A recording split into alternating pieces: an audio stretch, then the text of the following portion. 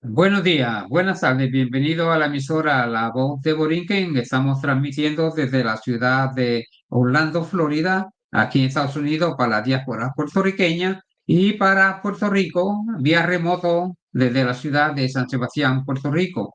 Hoy, como ustedes saben, todos los sábados y domingos tenemos entrevistas de diferentes personalidades. Pues hoy pues, me toca entrevistar al doctor Fernando Pérez de Río, autor del libro Espejismo del Yo.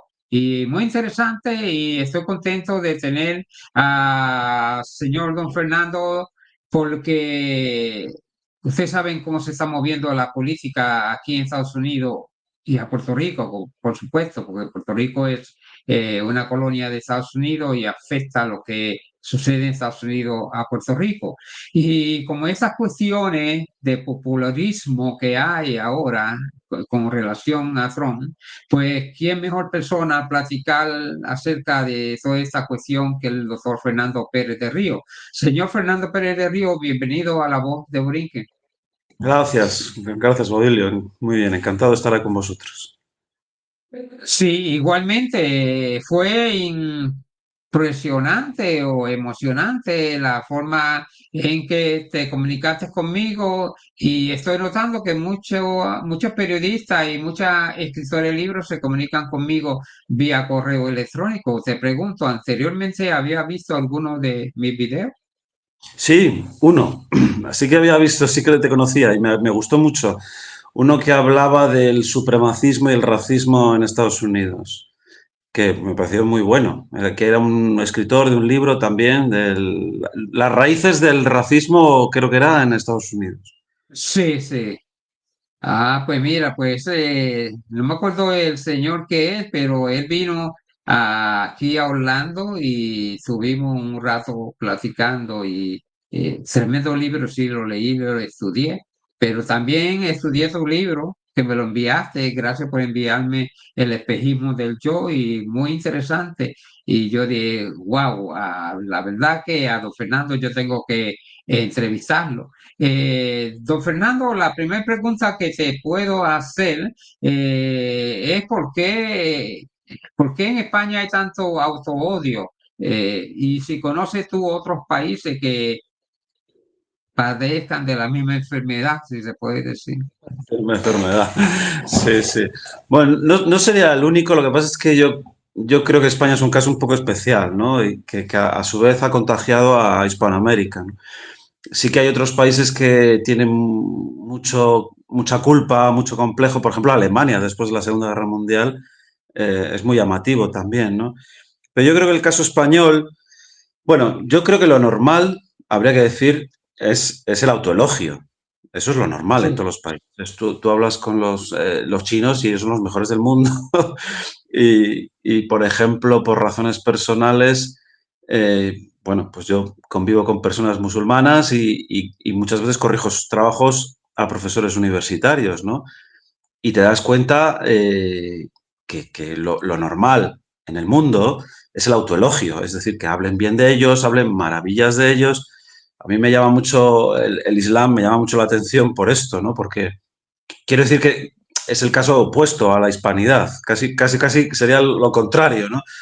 Digo lo contrario porque ellos no prohíben los libros críticos, es decir, cualquier cosa que cuestione a la religión, allí no hay libros críticos, no existen.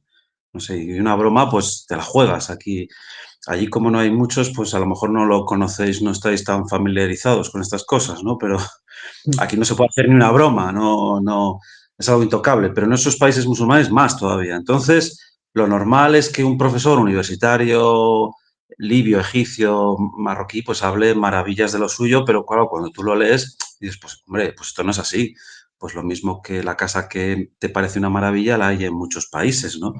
Pero para ellos sí, que es lo importante. Ellos realmente, que no se suele saber, se consideran de una superioridad moral enorme. O sea, ellos son superiores moralmente, ¿no? Esto es Sí. lo que piensan ellos. Y estoy hablando de una civilización como la islámica, ¿no? Esto es un poco lo normal. O, por ejemplo, si coges en Francia, pues también es muy frecuente el chauvinismo francés, ¿no? ¿Cuántos ejemplos históricos hay que ellos se han puesto medallas cuando no se las merecían, ¿no? Por ejemplo, en la segunda, a mí siempre me llama mucho la atención la Segunda Guerra Mundial, que se ponen como ganadores cuando hicieron bien poco, más bien colaboraron con los nazis, incluso destruyeron su propia flota de barcos, no sé, los británicos, ¿no? Más bien prácticamente no hicieron nada, ¿no?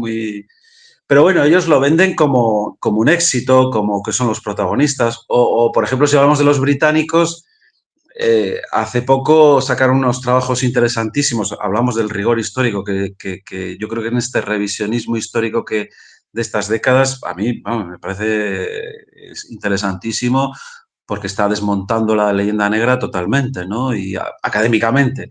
Hay un autor que es Luis Gorrachategui que va a venir por cierto, que está dando conferencias, que estudió mucho la Armada y la contraarmada. Esto se sabe que la Armada Invencible, pues realmente no fue una derrota española y más bien, ya sabéis que los ingleses después fueron a destruir La Coruña, Lisboa, y bueno, fueron derrotados. Si tú coges el cómputo de eso, fue una derrota inglesa, ¿no? Esto es curiosísimo, pero ¿qué se sabe? ¿Qué conoce todo el mundo en todo el mundo en la... Pues que fue una derrota española, pero que no es así, ¿no? Es algo...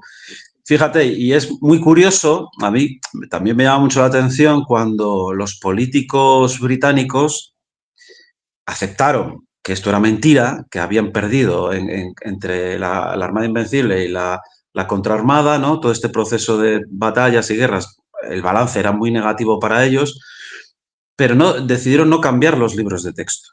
Porque dice, una cosa es la historia y otra cosa es lo que hay que decir a los alumnos, que nosotros fuimos los ganadores y los Sí, sí. que... O sea, lo normal en el mundo es el autoelogio, el hablar bien de uno, ¿no? Esto es lo normal. El caso español es verdaderamente apasionante porque yo creo que hay razones históricas por las cuales esto ha fraguado. Yo creo que en el fondo también hemos tenido un poco mala suerte. No sé si puedes explicar por qué también los mitos fundacionales de algunos países, cuando ellos surgen cuando ganan a España, es decir, surgen criticando a España, ¿no? Es decir, los mitos Sí. fundacionales como Holanda, ¿no? Eso por un lado. Y después yo creo que es muy importante el momento histórico donde también lo han aprovechado los nacionalismos que sufrimos mucho en España, separatistas, supremacistas vascos y catalanes, ¿no? Lo hemos sufrido mucho, ¿no? Pero yo creo que también hay un proceso histórico después del 98, donde yo creo que España con la hispanidad siempre se ha defendido muy bien. No ha sido muy ni egoísta como ni individualista como los anglosajones, ni como el Islam, ¿no? Se ha mantenido un punto muy equilibrado. Pero es a raíz del 98 cuando yo creo que es el declive moral, ¿no? De la batalla, cuando se pierden las últimas posesiones. Bueno, que era el mismo país, nosotros no teníamos colonias, era el mismo país realmente, ¿no? Y ahí cuando Ortega y Gasset dice que hay que mirar a Europa, hay que olvidarse de nosotros, llevamos un siglo XIX lleno de guerras, guerras que nosotros no habíamos provocado en general, porque Napoleón nos vino a conquistar con mentiras, los Estados Unidos con el Maine también nos engañaron, fueron todo mentiras, pero al final yo creo que España baja los brazos, se rinde, ¿no? Llega muy cansada, muy fatigada, ¿no? Y el ejemplo es de Ortega y Gasset, ¿no? Que mira a Europa diciendo esta Europa sublime, maravillosa, que después se equivocó Ortega y Gasset. O sea, Ortega y Gasset es un pensador español pues muy conocido, ¿no? No sé si allí lo conocerán, pero supongo que sí. Sí, he oído Y hablar de eso. Sí.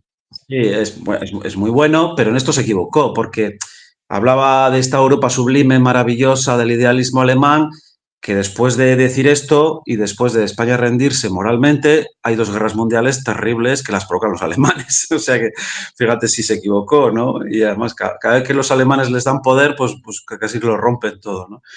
Pero yo creo que es eso. O sea, yo creo que España ha sufrido eh, por estos mitos fundacionales por el momento histórico, también por los nacionalismos pues todo un conjunto de cosas, ¿no? Que no has sabido defenderse bien. También hay que mirarse y hacer autocrítica. Y es recientemente cuando se está levantando un poquito la cabeza, no sé si a tiempo o no, ya veremos, y es muy interesante. Sí. Te pregunto, ¿hay algún problema en uno autoelogiarse? Porque, no sé, a mí como, yo creo que sí, hay un pequeño problema de que uno se gloríe bastante y Mm, eso crea un culto a la personalidad parece que es lo que va a ocurrir aquí en Estados Unidos con la figura de Donald Trump. Por mm. eso era que yo quería platicar contigo porque veo que ese es el camino que parece que quiere coger Estados Unidos. Bueno, esto sería otro tema más complejo porque claro, yo creo que a ver si lo sé resumir más o menos, porque esto no es fácil. El- la identidad del anglosajón es diferente de la hispana radicalmente, para mí, al igual que es diferente de la Sí, lo es. musulmana islámica. No sé, Sí. pongo tres culturas porque estamos en el medio nosotros. Es Sí, decir, ellos yo creo que es muy, muy determinante la religión, el Lutero. Y Lutero yo creo que es un reflejo, no digo que lo cambie la ideología, porque ya yo pienso que lo eran antes así. Es decir, desde los anglos y los sajones no se mezclaban, eliminaban al contrario. Ya desde hace mucho tiempo eran distintos que los visigodos, ¿no? Ya desde entonces eran como muy suyos, por decirlo así, ¿no? Es decir, Lutero lo que hace es poner unas bases y también como que la religión se identifica un poco a la forma de ser. Es un poco toma y daca. Uno influye a uno y influye al otro, ¿no? sí, sí. Lutero realmente para mí es la clave de bóveda para entender la manera de ser del anglosajón. Es decir, ¿qué es lo que hace Lutero? ¿Por qué es tan importante?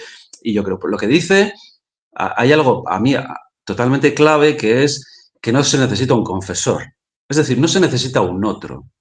Y eso es importantísimo, porque lo que te está diciendo es que rompe el vínculo. No, el anglosajón no necesita a nadie.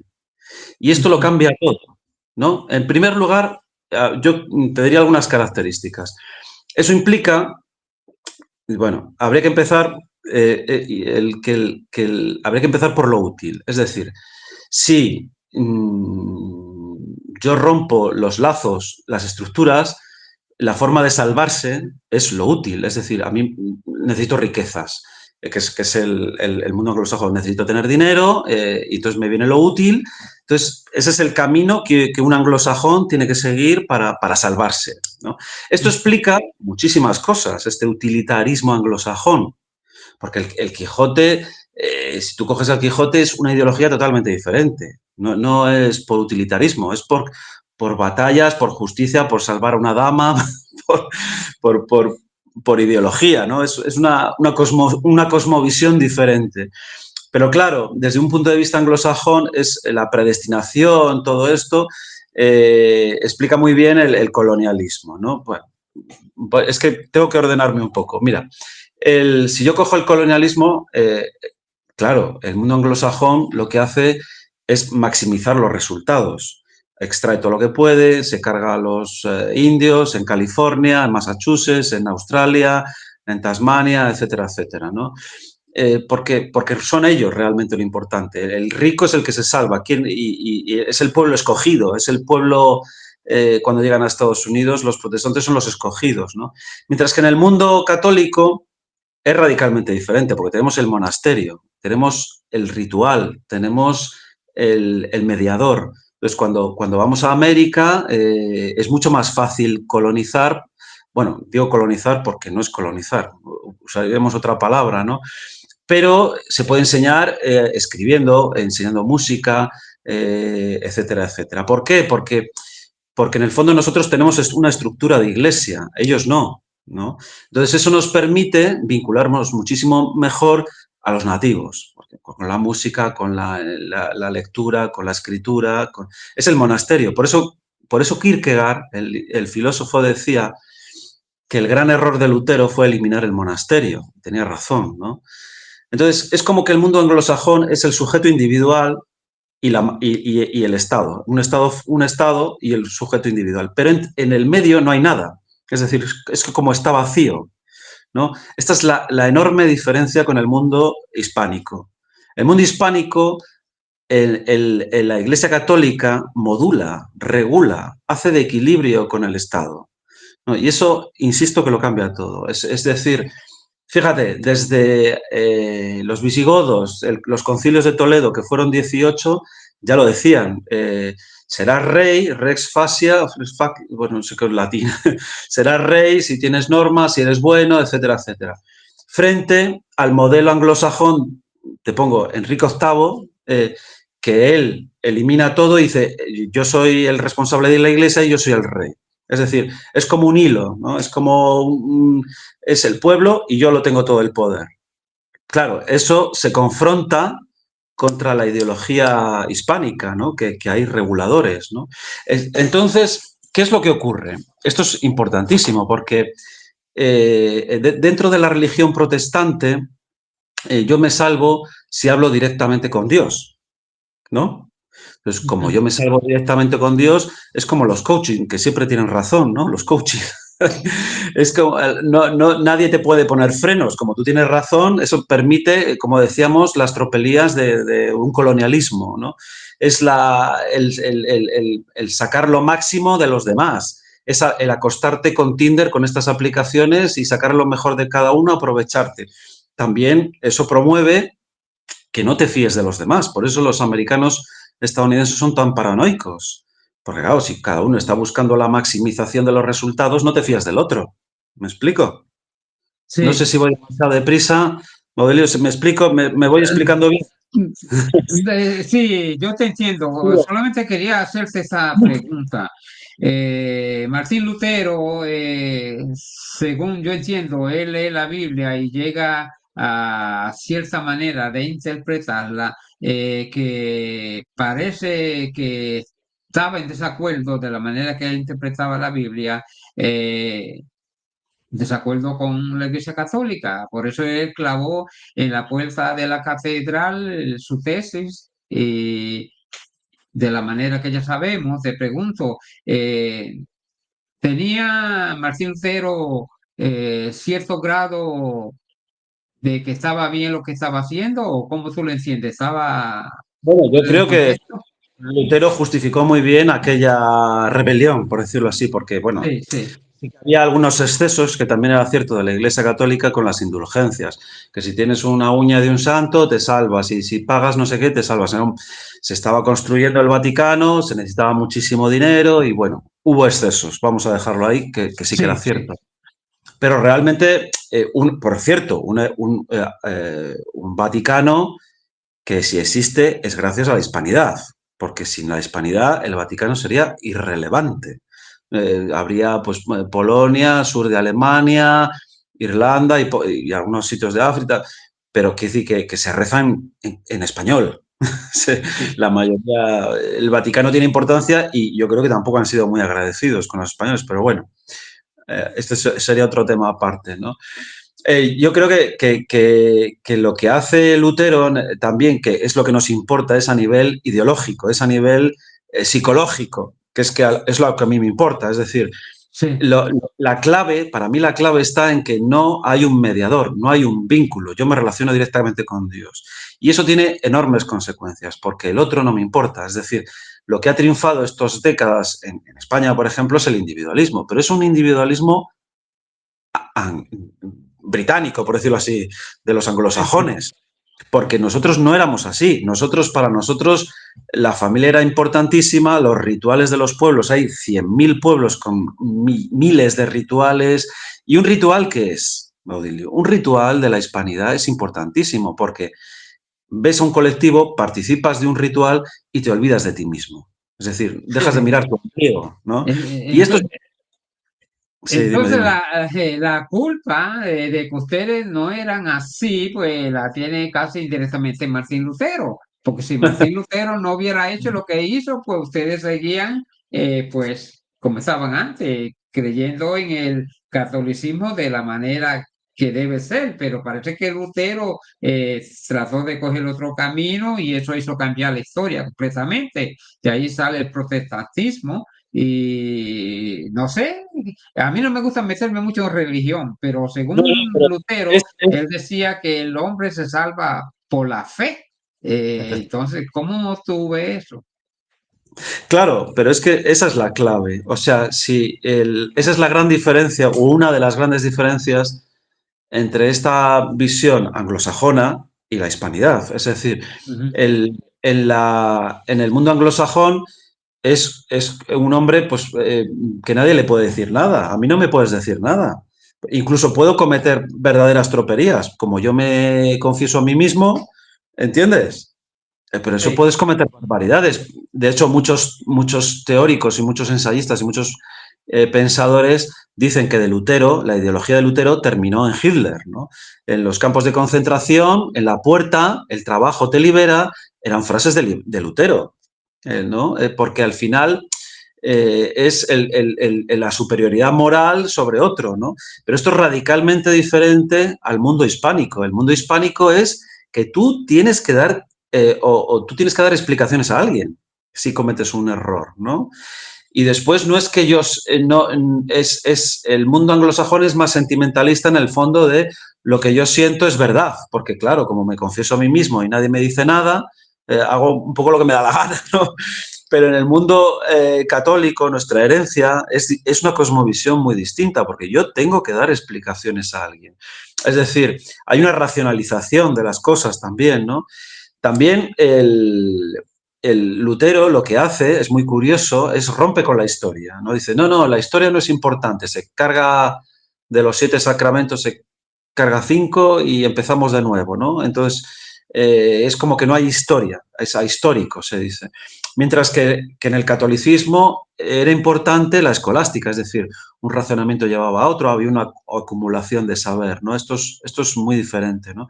Y si nos damos cuenta hoy en día en la psicología, en la clínica, cuando tú diagnosticas, que diagnosticamos con la manera de ser de los anglosajones, no se tiene en cuenta mucho la historia, ¿no? Si es más, cumples unos síntomas, sí o no, pues tal, ¿no?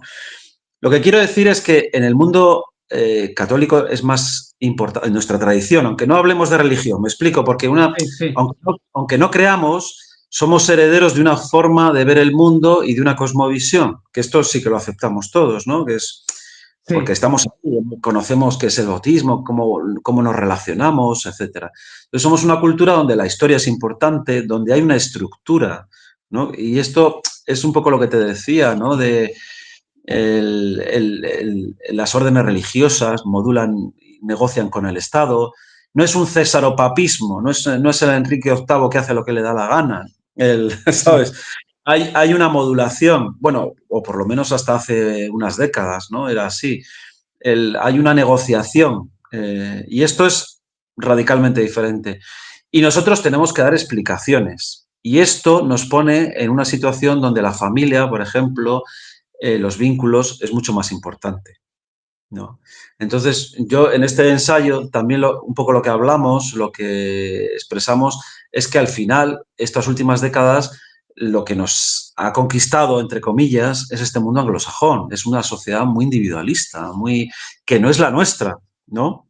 Porque nosotros seguíamos teniendo más límites, por decirlo así, pero el mundo anglosajón, si yo no necesito a un otro para confesarme y hago lo que me da la gana y no hay límite, ¿no? Entonces, al final, el Sí. mundo anglosajón es una mezcla entre el sujeto aislado y el Estado, ¿no?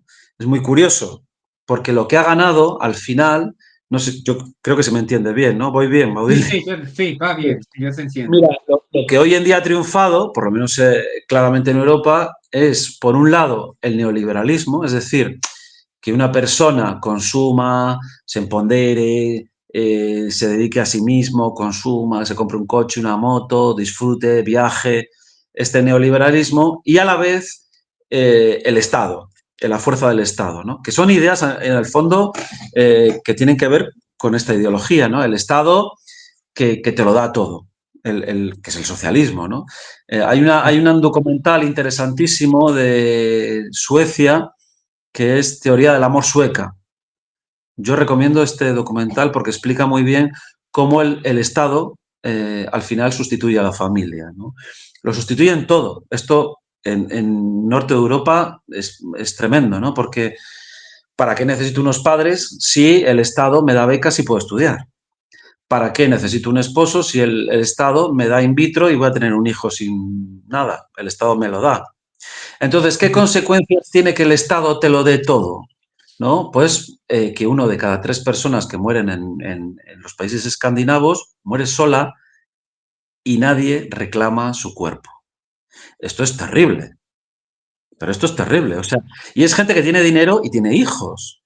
Pero bueno, como el valor predominante es el individualismo y el Estado es el garante de todo, pues nada, la gente cuando huele mal, pues vienen unos funcionarios, retiran el cuerpo, hay gente con dinero, siguen pagando las facturas, etcétera, etcétera. Esto es algo verdaderamente tremendo, ¿no? Entonces, lo que tenemos hoy en día es esta cultura de muy individualista por el modelo neoliberal y que la respuesta al final es el Estado, que es todo, ¿no? Que el Estado nos provee, nos da, nos sustituye al padre y a la familia. Si tú ves las películas americanas, es muy curioso porque en el fondo es un desprestigio continuo del padre, ¿no? Cualquier, el Homer Simpson, el padre es tonto, no, no, no. Sí, sí. Por eso digo que al final lo que se deshace en nuestra cultura es todos los procesos intermedios. Ni el Estado ni el sujeto individual. Nosotros teníamos la familia, los vínculos, el matrimonio, la fidelidad, ¿no? El compromiso, el pueblo, el ritual, el grupo, ¿no? Que somos una cultura hedónica también, ¿no? De disfrutar de las cosas, de la tapa, de todo esto, ¿no? Todos estos es un poco, se ha desvirtuado, ¿no? Bueno, no espero Sí, haberme explicado bien, sí, Baudí. sí. Yo te pregunto, porque la religión y la política, digo, lamentablemente está mezclada, que para mí no debía ser, pero la Sí. historia es así. Mi pregunta es la siguiente, ya que hemos hablado del catolicismo y hemos tocado un poco del protestantismo cuando hablamos de Martín Lutero, esas religiones que hay en nuestros países, que si tú hablas bien o mal de la religión, ya te busca un problema. ¿No cree que eso es no tener libertad de expresión uno en criticar a alguna religión o alguna política que sea para bien o sea para mal la crítica, a veces no es aceptable? Bueno, sí, yo creo que es una respuesta un poco compleja porque efectivamente, claro, en este proceso que estamos explicando de poner al sujeto la libertad individual por encima de todo y al Estado, lo que hay que destruir, lo que hay que cargarse es la Iglesia, por ejemplo, entre otras cosas, aparte la familia, lo tradicional y todo esto. Bueno, habría que explicar de dónde viene, que es muy importante. Es decir, que todo esto viene de las políticas identitarias, ¿no? Y las resumo un poco así, espero que la gente lo entienda. Es muy fácil de entender. Después de la Segunda Guerra Mundial, en Europa, pues que está devastada, hay un desarrollo económico enorme, ¿no? Que se llaman los 30 gloriosos, que es bueno, pues la gente eh, se compra un coche, una casa, incluso si eres obrero, te compras el frigorífico, son los años 50, 60 del siglo pasado, que fueron un desarrollo económico en Europa terrible, ¿no? Entonces, claro, la gente empezó a abandonar el marxismo. Claro, si me va bien, si incluso tengo si los obreros tenían una casa en la playa, sus hijos estudian en la universidad, con un sueldo, ¿no? Esto es algo que ocurrió en casi todos los países y posteriormente ocurrió en España también, ¿no? Claro, la cuestión es que la gente dejaba de votar a la izquierda. Entonces, la escuela de Frankfurt, Marcuse, tuvieron que hacer un replanteamiento. ¿Cómo nosotros vamos a no perder clientela, votos, por decirlo así? Y empezaron a crear lo que se llaman las políticas identitarias, ¿no? Las políticas identitarias es apoyarse en la víctima. Vamos a apoyarnos en los gays, en las mujeres, en las regiones de España que se supone que son víctimas. siempre apoyando a las víctimas. En psicología social, que yo doy clases de psicología social, es muy fácil de entender que siempre hay que tener un enemigo. Si tienes un enemigo, tienes un voto cautivo, ¿no? Entonces, ¿quién es el enemigo? El hombre blanco, heterosexual, cisgénero, etcétera. Bueno, Sí, entonces, lo que también se llama todo esto de las políticas identitarias lo enlazamos con las teorías postcoloniales, es decir, después del siglo XIX hay una reacción contraria de la izquierda a todo lo tradicional, todo lo que es el padre, la familia, etcétera, etcétera, ¿no? En este proceso, explico esto porque es muy importante, porque yo creo que hay un punto álgido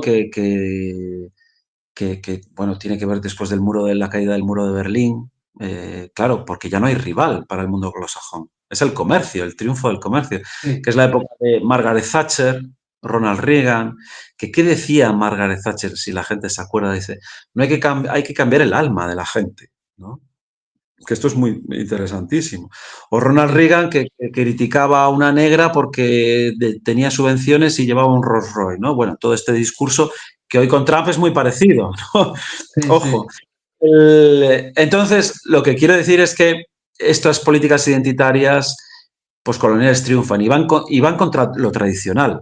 Me apoyo en un grupo de víctimas y mi enemigo es lo tradicional, es generalmente incluso la idea de patria, ¿no? La idea de patria, la idea de religión, etcétera, etcétera. Y es un movimiento contrario. Es el posmodernismo en el fondo. El posmodernismo es una corriente contra lo tradicional, porque lo tradicional se supone que en Europa habíamos colonizado medio mundo y es una relación contraria, ¿no? Bueno, es muy curioso porque la realidad es que el declive de la religión es enorme en Europa, ¿no? Y es enorme, grandísimo. Pero no con otras religiones, ojo, ¿eh? Porque la izquierda nunca critica al Islam, por ejemplo. sí, Solo sí. critica el catolicismo, ¿no? Esto es muy interesante, ¿no? Pero Sí, te dime. pregunto, muchos dicen que el comunismo es una religión. ¿Tú crees que se puede catalogar el comunismo como una religión? Bueno, no, no, pero es un sistema ideológico muy fuerte, ¿no? O sea, Ujú. efectivamente, claro, y de hecho, cuando cae el comunismo, el marxismo, cae definitivamente en el 89, se tiene que reinventar más. Todo esto del Foro de Sao Paulo se tiene que reinventar con el ecologismo, con no sé qué, porque ya no daba para más, se había Sí, fracasado. Y es cuando se reactivan las políticas identitarias, ¿no? Claro, las políticas identitarias nos han llevado a la confrontación, unos contra otros, hombres contra mujeres, que en España se ve clarísimo, ¿no? Al final es una polarización. Antes, en los años 90, se tenían amigos de otra línea política y hoy ya no se pueden contar ni chistes. no se aguantan, sí, sí. Pero Lleva la mira, bandera española dentro de España, te busca un lío. sí, pero por ejemplo, es muy curioso porque en el fondo, en el éxito de Donald Trump, que lo tenéis ahí, también tiene que ver con las políticas identitarias, porque Trump hizo lo mismo que la izquierda, pero al revés.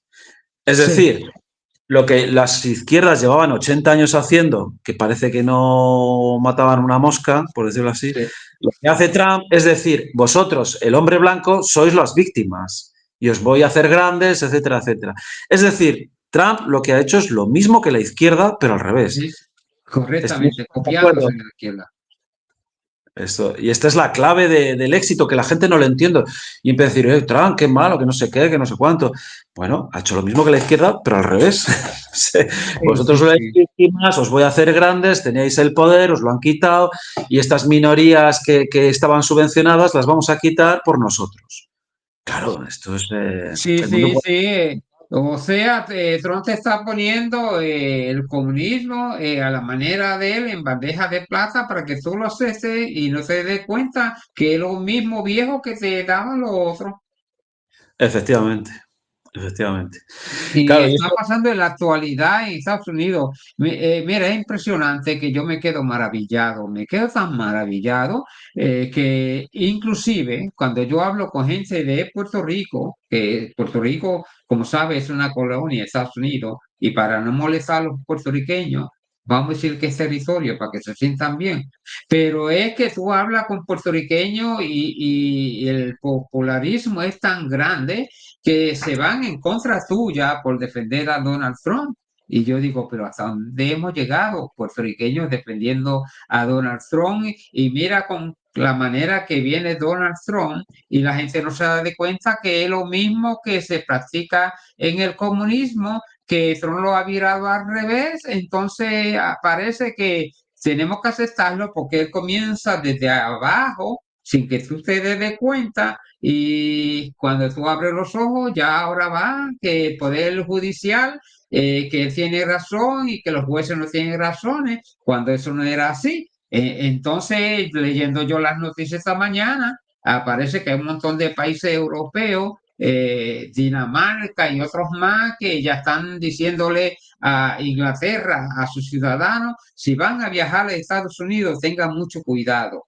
Entonces ya vemos que el cambio que está haciendo Estados Unidos, inclusive un científico que vino de Francia, cuando llegó al aeropuerto de inmigración le buscaron su teléfono y porque encontraron un comentario en contra de Donald Trump no lo dejaron entrar a Estados Unidos. Estamos llegando a una manera que tú no tienes libertad de expresión porque si llega a hablar algo del presidente, tú vas preso y si eres de otro país te expulsan de Estados Unidos. Entonces, eso es el yo de Trump y que la gente lo apoya, pues hace que hay un individualismo ahí que impresionante, una adoración, admiración o un culto a la personalidad de Donald Trump, que eso va a tener sus consecuencias en Estados Unidos. Yo también pienso que en el fondo no me sorprende tanto lo de Donald Trump porque los anglosajones siempre han sido así, ¿me entiendes? O sea, ellos Sí, han hecho pero lo suyo. ahora más, ahora más. Claro, lo único que ha hecho Donald Trump es ser sincero, se ha quitado la máscara. Porque Correcto. eh, a mí me hace mucha gracia, dice, le dan a Obama el premio de la paz y empezó 4 intervenciones, 4 guerras. Donald Trump no empezó ninguna, ¿sabes? Bueno, es un poco disparatado, ¿no? Pero bueno, lo que quiero decir es que siempre han ido a lo suyo. Tú si revisas la historia, a los piratas que robaban todo el comercio de la hispanidad, que se dedicaban a robarlo todo, les premiaban, les daban, les hacían nobles, les hacían ser. Siempre han sido así. Unos iban a lo suyo, no pensaban en el otro, iban a maximizar sus resultados, iban a sacar todo lo que puedan. Es un poco la idea del luteranismo, ¿no? La idea calvinista de si eres rico y si lo tienes todo, te salvarás. Es esta idea. Lo que pasa es que Donald Trump, yo, como es más bruto, es el macarra del patio y el abusón del patio, pues no tiene máscara y lo dice sin más, ¿no? Pero claro, nosotros yo creo que en esta confrontación actual tenemos que defender lo nuestro. Lo nuestro es otra cosa. Lo nuestro tiene que ver más con la familia, con la estética, con la jerarquía, como decías.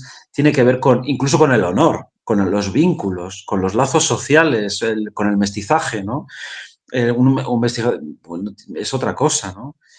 Eh, es otro mundo, otra ética. No es la ética de los resultados, es la ética del proceso. Es otra manera de ver. Incluso en la economía se decía que uno podía ganar dinero, pero siempre y cuando hiciera bien a lo común, ¿no?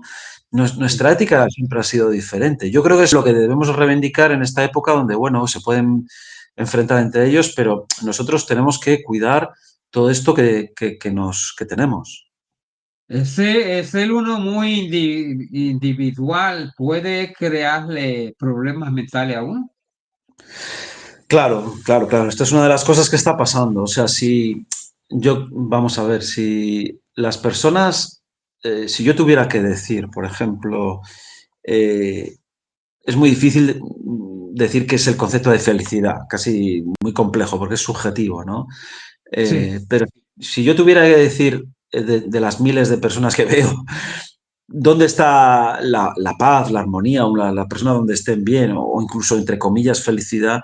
Siempre son gente que está muy bien integrada con su entorno. Es decir, que está muy bien con su familia, con su esposa, que tiene relaciones estables, sólidas, fieles, leales, con buenos amigos.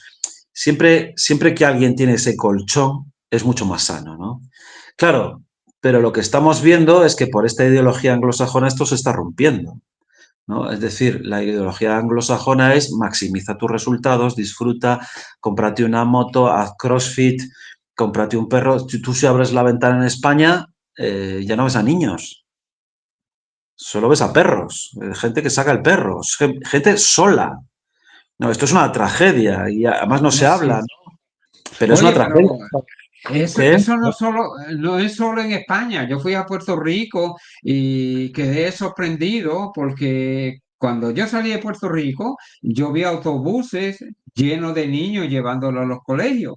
Ahora que fui no vi autobuses, me sorprendió, ni vi niños, ni vi a nadie. Y yo pregunté y me dijeron, es que los jóvenes se están yendo del país porque el país pues no pueden vivir de la manera en que está el país. Entonces, en las casas que yo iba, lo que veía era gente sola, no hay niños, no hay nada, y cuando salían a acabar, a salir afuera a hacer caminatas, pues lo que llevaba era un perro en coche, como si fueran los niños cuando los meten en cochecitos de niños para pasear, pues gente llevaban perros ahí. Yo digo, lo que es la vida, ya se están cambiando los niños por los perros y tú sacas a pasear el perro y no al niño.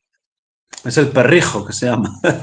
Mira, Sí, sí, yo creo que esta es la clave de lo que está pasando, que es muy interesante, ¿no? Porque antes decíamos que lo que ha triunfado era ese socialismo del Estado lo es todo, que, no que sustituye al padre y a la familia, y el individualismo del neoliberal, ¿no? sí. Eso también explica por qué hay tanta inmigración, porque tanto uno como otro no diferencian el endogrupo del exogrupo. Bueno, ahora lo cuento, mira. Pero hay muchas cosas que hay que entender. Hemos pasado de la familia de tres generaciones, donde emocionalmente, si te llevas mal con tu padre, tenías un tío, un abuelo, un hermano, había seis hermanos, se apoyaban entre ellos, al hijo único o al no tener hijo, ¿no?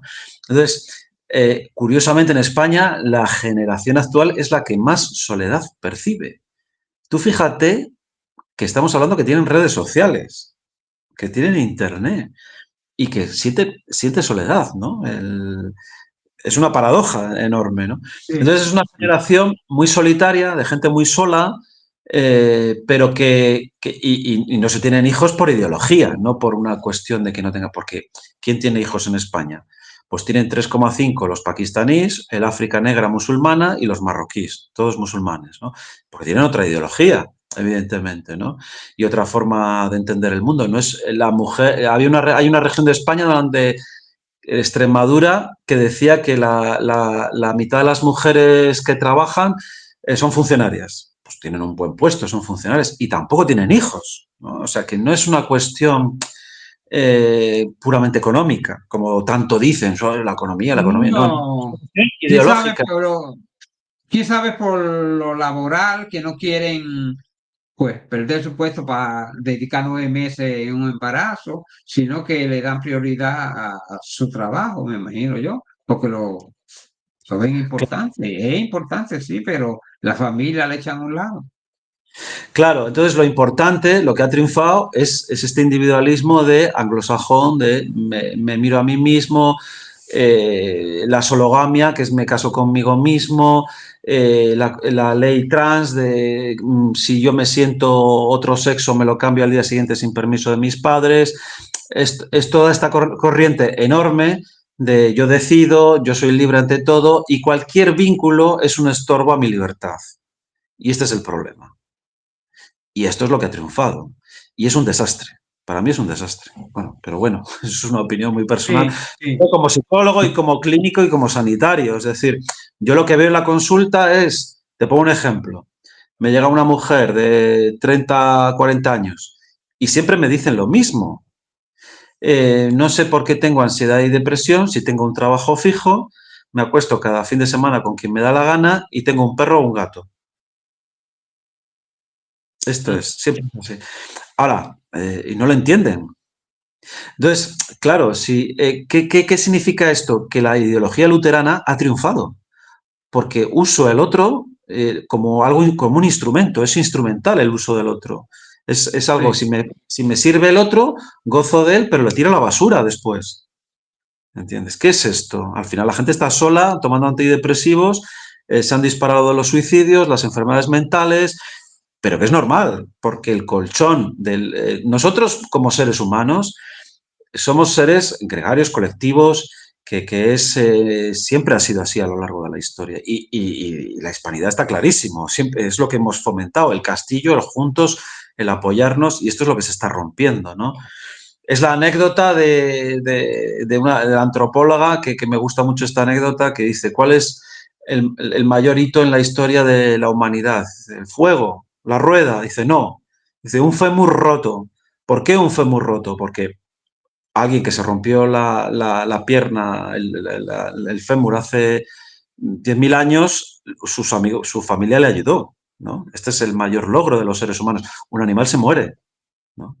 Sí. Entonces, todo eso se ha desvirtuado. Entonces, nos ha invadido esta cultura del empoderamiento, del hago lo que me da la gana, me acuesto con otro porque es lo que sentía. Entonces, si no confías en el otro, ¿qué me cuentan a mí los adolescentes hoy en día españoles cuando llegan a la consulta? Dice, claro, ¿cómo voy a confiar en el otro si me pone los cuernos y se va con el otro? Al final se quedan en su casa jugando a los videojuegos, ¿sabes? Porque no se fían del otro. ¿Cómo vas a tener hijos si no te fías del otro? Si no hay una confianza, si no hay... Porque el entender una relación y un vínculo es entender que uno tiene limitaciones, ¿no? Si hay un trastorno hoy en día que deberíamos poner es el exceso de amor a uno mismo. El estar pensando constantemente, que esto es muy anglosajón, porque el mundo anglosajón es no necesito a nadie y me tengo la respuesta conmigo mismo, ¿no? ¿Se Eh, entiende? cre- sí, sí. ¿Crees que este sistema anglosajón está penetrando lentamente en la sociedad española? Que no sucedía esto antes como está sucediendo ahora y que amenaza un poco el hispanismo. Sin duda, sin duda, sin duda, sin duda. Y además, yo creo que la invasión, el contagio es tan fuerte que, bueno, sí que hay una reacción de defensa, pero es muy fuerte el contagio. Es decir, en España fue en los años 70, 80, bueno, que realmente fue antes. Yo creo que el periodo franquista es una excepción, como un paréntesis, pero yo creo que el contagio real fue antes, en el 98, lo que se llama el desastre de Cuba, ¿no? Pero sí hay un contagio, quiero decir, que después de la caída del muro de Berlín, después en los 80 y todo esto, es masiva la influencia anglosajona. Tú puedes hablar de que China tiene mucho poder y crece económicamente, pero ¿qué influencia cultural tenemos China? Ninguna. Pero sí hemos visto 50.000 películas americanas donde uno es un policía de la leche, es maravilloso y salva al mundo. Siempre son los mismos, las mismas lógicas y las mismas películas que son la ideología anglosajona de Hollywood, que siempre, por cierto, nos está poniendo mal a los españoles, ¿no? Hay Sí. 1.000 películas, desde Amistad o la última serie que criticaban a Isabel la Católica porque mataba a los nativos indígenas en las 13 colonias británicas. Tú fíjate qué disparate. Cuando ni Isabel la Católica ni estaba allí, ni decía, y encima Isabel la Católica, bueno, que se promovieron las leyes de Burgos de protección a los nativos y por eso nos exterminaron, se cuidaron, se enseñaron y tenían los mismos derechos que los peninsulares. Tú fíjate qué barbaridades dicen. Pero claro, es mucho más poderoso una serie de Netflix que cualquier ensayo, ¿no? Entonces se lo creen Sí. y nos engañan y nos han comprado. La influencia anglosajona es brutal.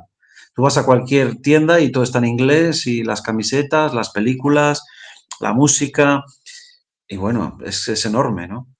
Y yo creo que Pero sí, sí, dime, dime. mira, si se va a importar un producto de Estados Unidos a un país árabe o musulmán o como sea, esa gente exige que Estados Unidos adapte el producto a como es ellos. Por ejemplo, el pan que se come de hamburger en McDonald's, en Israel tiene que ser el pan de ellos, no el pan de Estados Unidos, porque tenemos levadura en el pan y ellos no comen pan que tenga levadura, creo. Entonces, si esa gente le exige a Estados Unidos ese producto a la manera de ellos.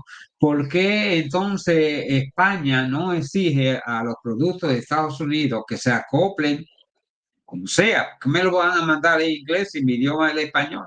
Y esas cuestiones así. Mira, hay varias cosas. Mira, sí que la gente no suele saber que en el Islam realmente no hay mestizaje, no existe. Es decir, Sí, el porcentaje de mujeres musulmanas en España que se casa con españoles es cero, cero. Wow. cero, porque o se convierte o no. Es decir, no hay matrimonios mixtos, me explico, no hay mestizaje, no existe en el Islam. Sí, Y claro, la gente suele decir, no, bueno, generalmente la gente más de izquierda sí te suele decir, bueno, es que se necesitan subvenciones, educación, tienen que adaptarse. Bueno, han pasado 3 generaciones en Bélgica, en Alemania y en Francia, y el porcentaje de mujeres musulmanas casadas con franceses es cero. Es que no hay. Eh, eh, una cuestión, los marroquíes que entran a España, que son musulmanes, también se mantienen aparte, no se mezclan con la mujer española o Sí, los hombres musulmanes, que estoy hablando de las mujeres, porque sí, si una se casa con un cristiano, la matan, la apedrean. sí, sí, Si es sí, un hombre, sí se puede casar con una judía o una católica, siempre que sea del libro, que se llama del libro, que tenga la Biblia, sí, pero está obligado a que sus hijos sean musulmanes. ¿Me ah, explico? Entonces tampoco hay mestizaje, ¿no? Entendido como lo entendemos. sí, Por sí, ejemplo, si tú vas al registro civil de esta ciudad de Burgos, donde vivo, y preguntas cómo se llaman los hijos de hombres musulmanes casados con españolas, todos son nombres musulmanes, ¿no? Entonces ese concepto, ellos protegen lo suyo, que cada uno lo interprete.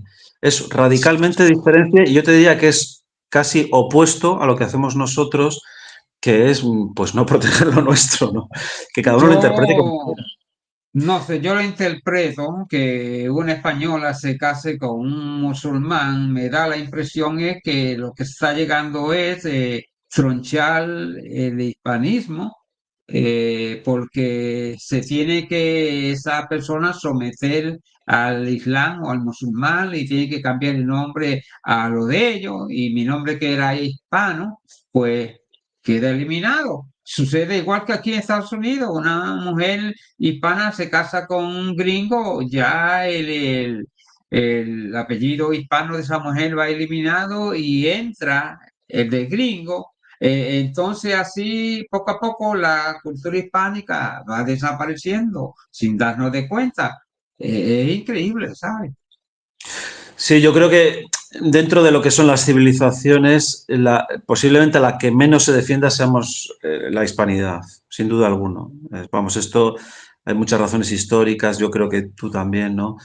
Y otra cosa es que es meternos en otros berenjenales, por qué ciertas líneas políticas han defendido esto o por qué la izquierda en España siempre ha defendido el Islam, ¿no? Porque siempre ha sido como un movimiento contrario al mundo anglosajón, a los Estados Unidos, etcétera, se han identificado con ella. Pero bueno, yo creo que lo que nos interesa es que hay culturas que se defienden, ¿no? Culturas que se protegen. Sí. Y que yo creo que deberíamos repensar esto en nosotros y, bueno, ponernos en nuestro sitio, en su justa medida, ¿no? Sí, pero a veces por, no sé, atacar el anglosajismo, a veces nos perjudicamos nosotros porque perdemos ciertas cosas por atacar a otro, y yo creo que no debe ser así. Bueno, pero en fin, te iba a preguntar que anteriormente tú hiciste un ensayo titulado Robo de niños en democracia, y ¿puede explicarme cómo el Estado sustituye la familia? Claro, es un poco lo que hablábamos antes, de que yo creo Sí, que para explicar el individualismo, la gente ve claramente como lo neoliberal, el consumo, el placer, el hedonismo, el nihilismo, pues lleva al individualismo, a disfruto, pero cuesta más entender cómo el Estado, como el poder del Estado y el socialismo también genera individualismo, ¿no? Esto a la gente le cuesta más verlo, ¿no? Entonces, bueno, el anterior ensayo que escribí es un caso muy especial de España y de algunos países de Europa. Yo no sé si ocurre allí, lo ignoro, de verdad.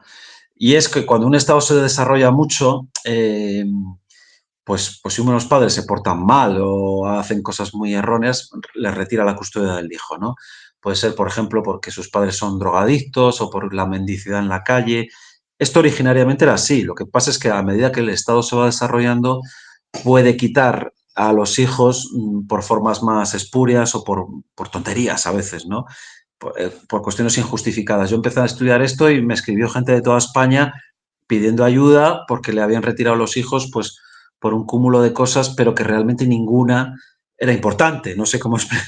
Entonces, Sí, yo creo que ahí se ve muy bien cómo, cómo el Estado puede hacerse excesivo y puede inflarse demasiado y puede incluso dañar a la sociedad y cómo puede romper los vínculos en el sentido de que al final sustituye a la familia, ¿no?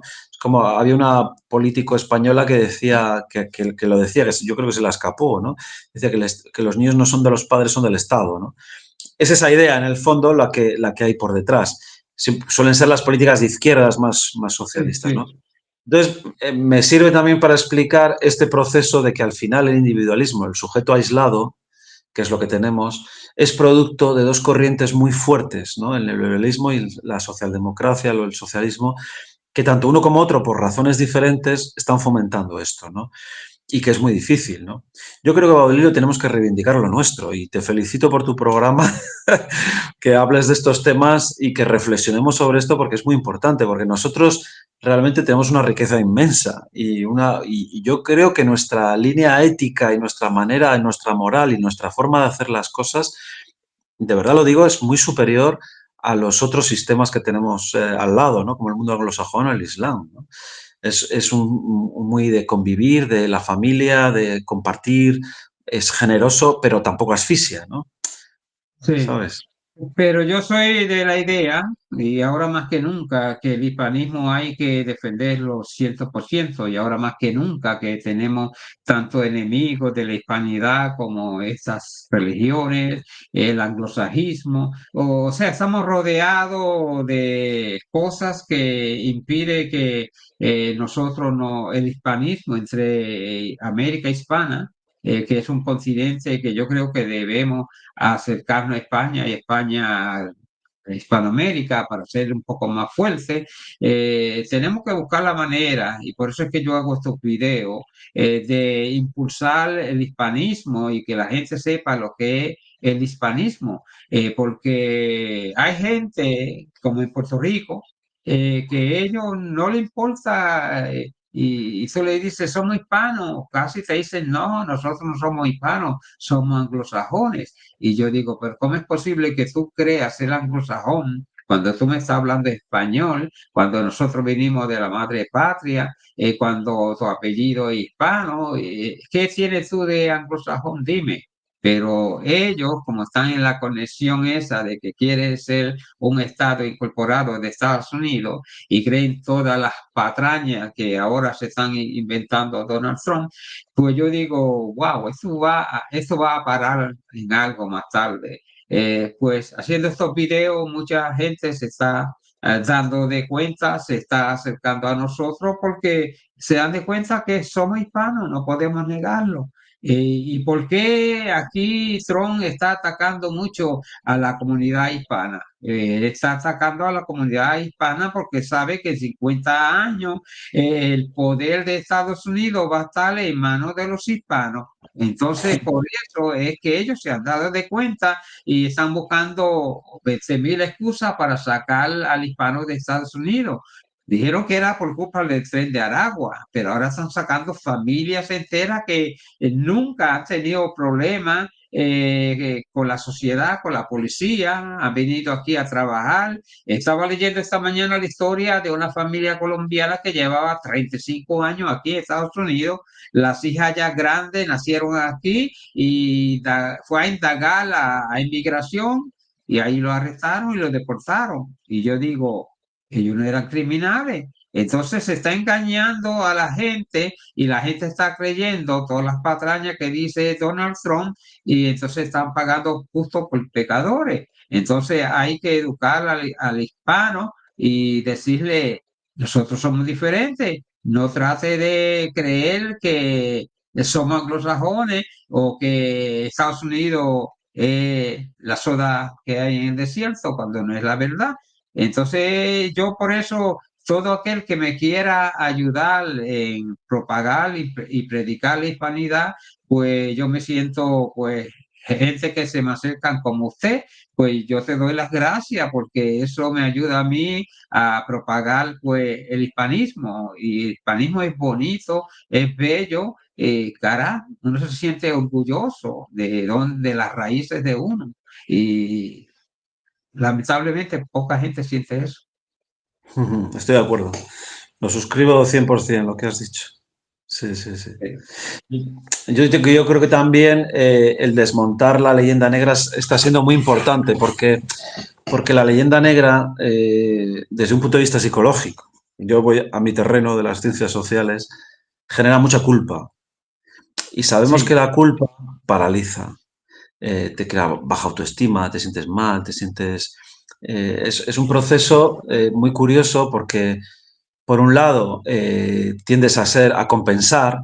Por ejemplo, España tiene misiones de paz por medio mundo que no sé ni qué hacemos, pero es como que ser buenista, en todo, evitas el conflicto porque sientes culpa, porque te han culpado, porque te sientes mal, ¿no? Y después también hay ciertos intelectuales que se identifican con el agresor, ¿no? Esto también, yo creo que hay mucha gente que es histórico, que la gente que le va bien, que prospera muy a lo calvinista, ¿no? Me estoy pensando en Pérez Reverte, bueno, gente, no sé. Hace poco escuchaba a otro, bueno, hace poco escuchaba a otro, a César Vidal, gente así como que les va muy bien y que se identifican con esto, ¿no? Con el mundo anglosajón, ¿no? Pero bueno, yo creo que el hecho de quitarnos esa culpa de ese acoso que hemos sufrido, quitarnos toda esa caspa, nos puede hacer mucho bien, ¿no? Porque insisto que paraliza. La culpa, cuando tú ves a alguien paralizado, además es muy curioso porque precisamente la gente que culpa, si cogemos en psicología, suele ser, sobre todo son los narcisistas y los psicópatas, ¿no? O sea, gente fría, sí, sí. gente que es muy utilitarista. Es muy parecido, en el fondo, al mundo luterano. A mí me llama mucho la atención. Bueno, sé que estoy haciendo un salto malabarista de interpretación, pero a mí me recuerda mucho al mundo luterano, ¿no? Es el utilitarista, el que quiere sacar lo máximo del otro, se quiere aprovechar, no es empático porque va a sacar el máximo del otro. Es el mundo anglosajón, tiene esta característica de narcisista, ¿no? De rasgos psicopáticos, ¿no? Mientras que nosotros estaríamos al lado el acosado, el que se queda acojonadillo, con baja autoestima, con culpa, sin defender lo suyo, ¿no? Es como un proceso que por esto yo digo esto, porque estas décadas de revisionismo histórico y de quitarnos toda la culpa de la leyenda negra, creo que ha sido muy importante. Y No, aunque todavía sí. oficialmente no se conoce. ¿No cree que España debe hacer un paro y decir hasta aquí?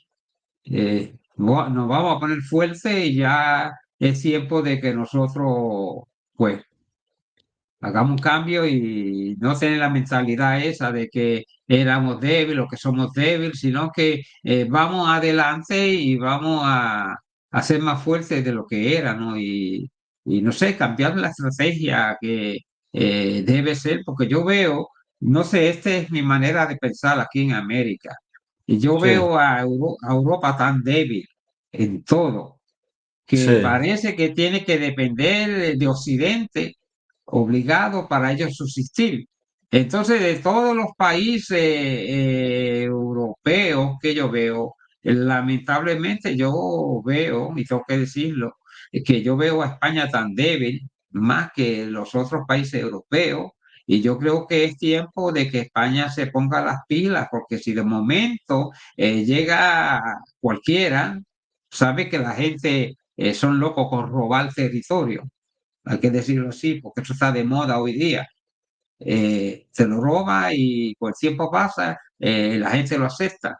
Y si alguien, cualquier país de esto, y te voy a decir franco, Marruecos, trata de robarle algún territorio a España, y yo creo que España debe estar pensando en eso, ir preparándose y estar fuerte para evitar. que sea Marruecos o el país que sea, venga a tratar de intimidar a España, sea militarmente o sea como esa guerra que quiere hacer Donald Trump, pues en todo eso punto, España debe de ponerse fuerte y yo no veo en los políticos españoles nadie tratando de defender a España como debe ser, sino que lo que veo son pugnas políticas internas dentro de España, que eso le está haciendo mucho daño a España. Entonces, el enemigo que lo tenemos afuera tratando de entrar adentro nuestro, tenemos enemigos dentro de nosotros que lo que quieren es destruirnos a nosotros. Lamentablemente, eso es lo que yo veo en España, ¿no? Ujú. Sí, no, no, suscribo lo que dices 100%, así es. Además es una situación, bueno, es un poco, vamos a ver, Complicado, la sí, cuestión sí, la cuestión de Marruecos es muy curiosa porque España no hace más que dar dinero en subvenciones, dar dinero para las fronteras, acoge a 2 millones de marroquíes en España, les da seguridad, les da subvenciones, les da trabajo y lo que hace Marruecos es invertir en armas que apuntan a España, pero además de una forma salvaje, o sea, tiene tecnología a punta mientras su pueblo se muere de hambre.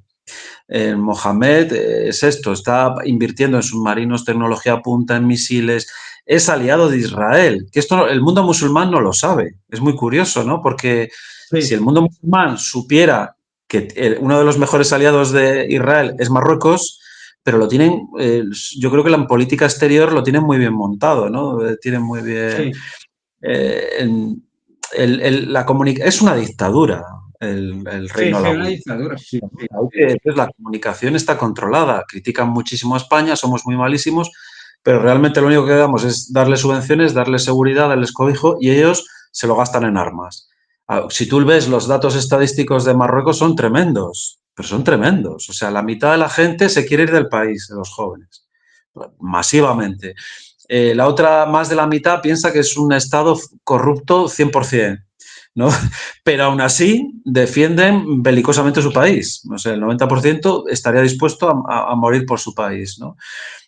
Es muy, muy curioso. Yo no sé, espero que no acabe mal, pero yo creo que con Marruecos no hay que ser ingenuo, porque nosotros pecamos de buenistas, de antibelicistas, de fiesteros, de que nos gusta la fiesta.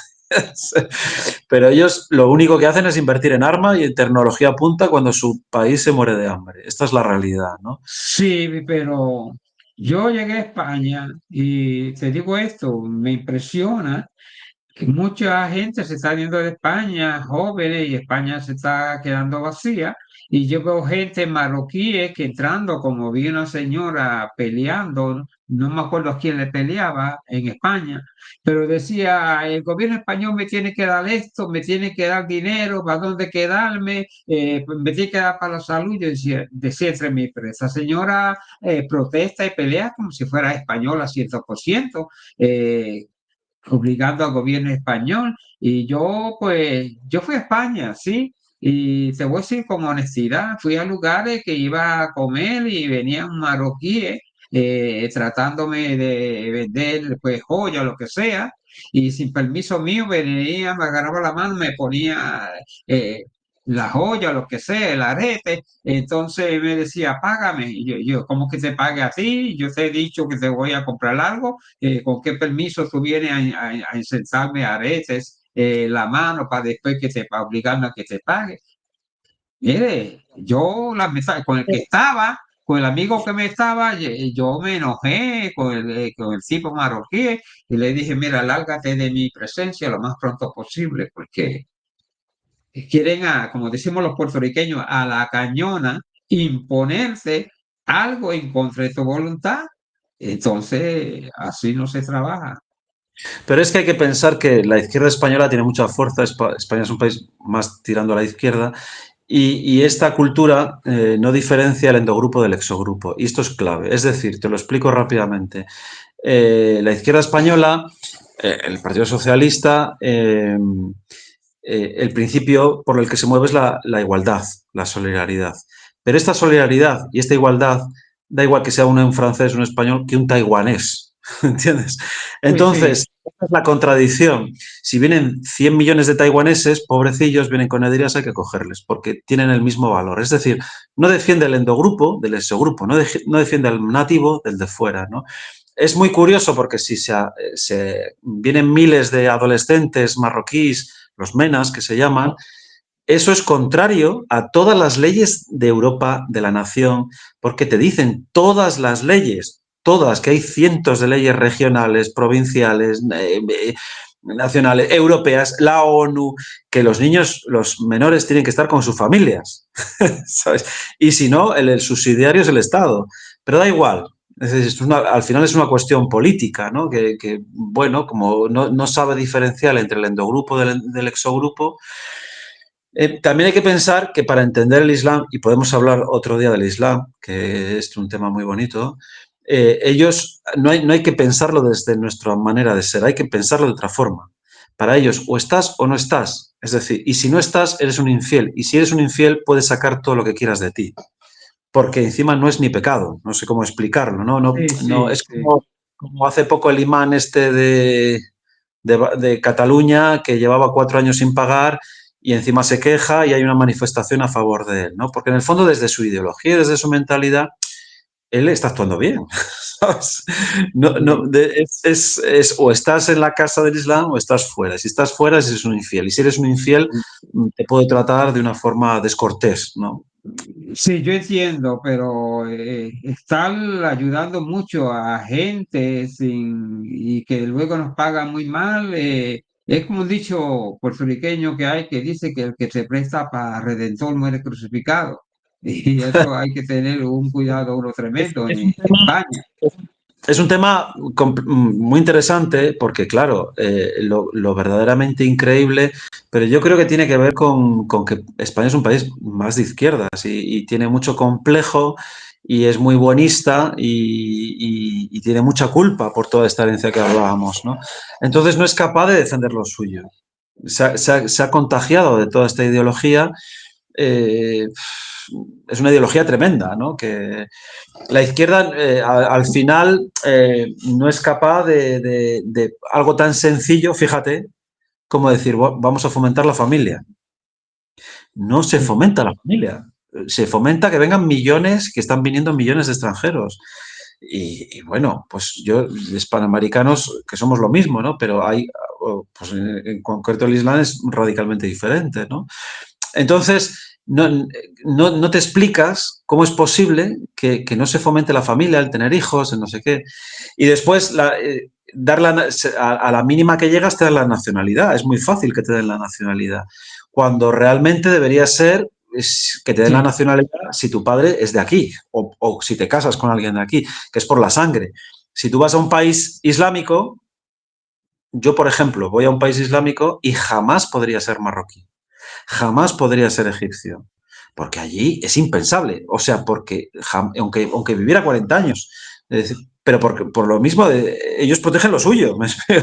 Y dentro de 100 años, Egipto será Egipto y Arabia Saudita será Arabia Saudita. Solo puedo ser libio si mi padre hubiera sido libio o marroquí si mi padre hubiera sido. Pero aquí no es por la sangre, es por pisar este territorio. Entonces, pisas este territorio, inmediatamente ya eres de aquí, ¿no? Claro, yo no pido que nadie venga, que venga todo el mundo que quiera y que se vaya y que cobre la pensión. Claro, el problema es esto, este es buenismo y la izquierda, el problema de la izquierda es que no sabe diferenciar el endogrupo del exogrupo. Entonces, si vienen 20 millones de taiwaneses, entrarían.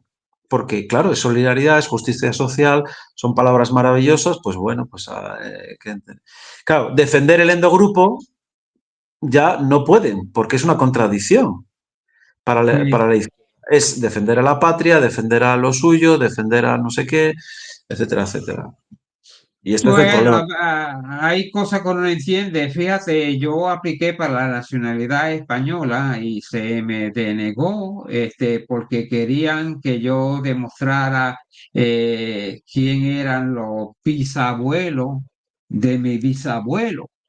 Y yo digo, contra, me costó tanto trabajo a mí localizar a mi bisabuelo, que me costó trabajo. y llevé documentos presentando quién era mi bisabuelo y dónde estaba enterrado en España. Y luego me dice, pues queremos documentos de los bisabuelos de sus bisabuelos.